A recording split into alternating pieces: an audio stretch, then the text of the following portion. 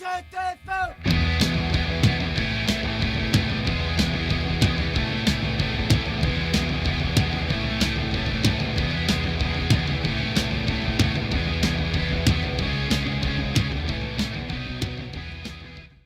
folks, Jim Ross-Nazzal here. How you doing? I hope you're enjoying the show so far. Listen, I got no more than 10 minutes, probably closer to 8, to talk to you about a project that I'm working on, an OER U.S. history textbook with student content. Yeah. And the students are community college undergraduates. Man, they're doing great work. Great work, you bet. Great stuff here. So let's see what we got. Come on.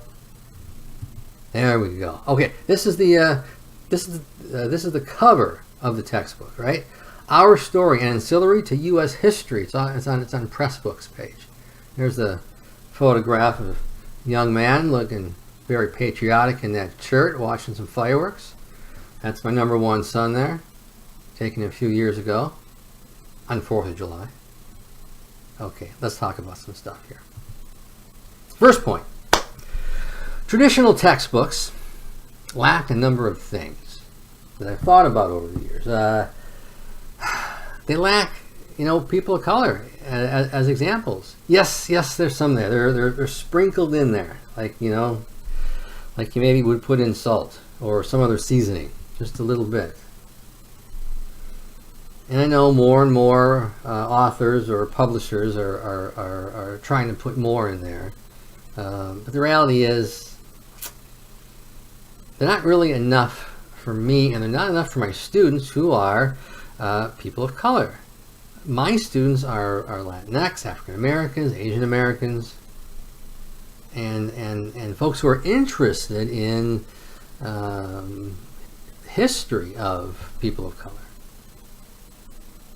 And I try to give them as much as I can in lectures, but still they want to read about it. And traditional textbooks just don't do it, so we've been working on our own textbook. And I've been doing a lot of writing. But my writing comes, from my viewpoints, from my history, from my experiences, right? I mean, I'm laying down content through the eyes of a 50-year-old guy.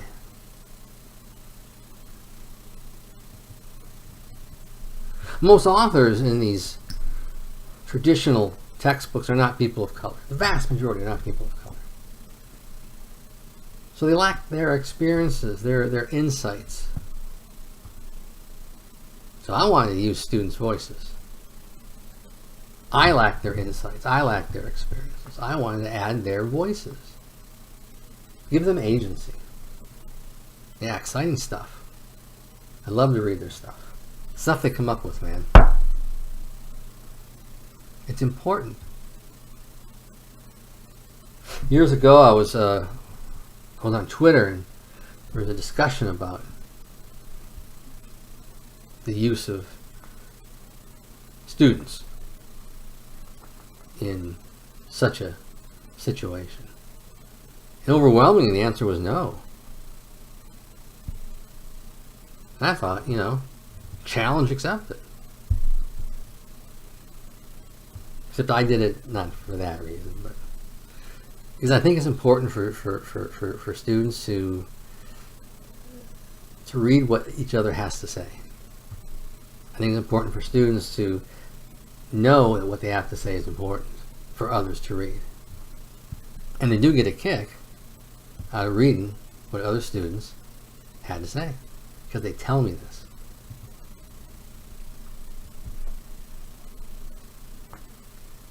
They tackle their topics. I give them broad ideas.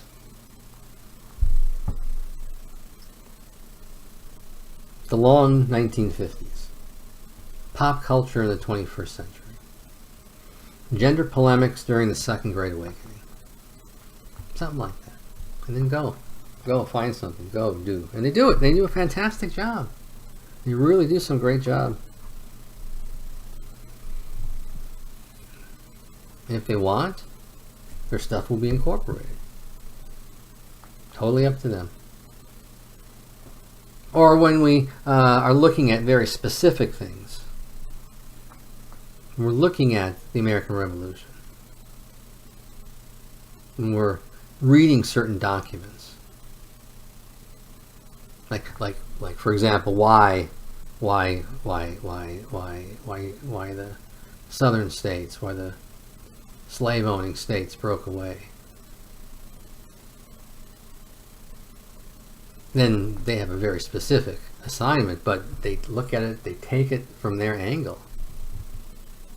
An angle that I would not have addressed because they're looking at it through fresh eyes. It's important. This is important.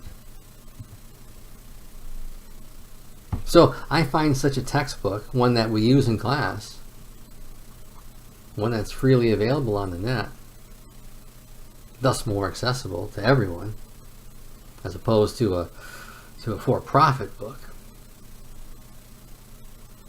I find it more equitable, and I find it certainly more inclusive of their voices, of their experiences, of their interests, of their desires.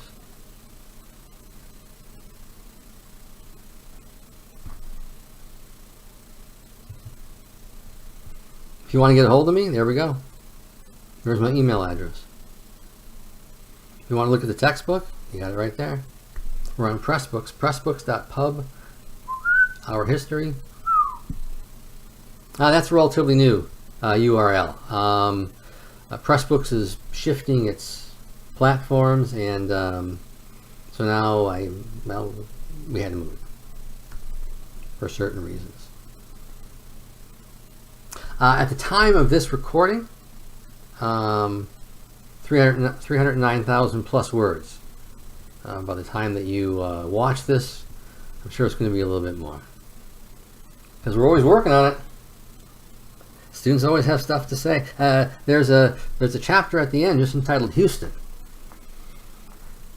And the assignment is, whatever you got to say about your home city of Houston. And in that one, I don't do any editing, except grammar. I'll clean it up. Whatever they got to say, they got to say. And so it was a great chapter about, mainly it's about rap. They have some interesting stuff. Anyhow, folks, that's all I got to say. So I'll say this. I'll see you when I see you. Thanks for your time. I appreciate you all. All right.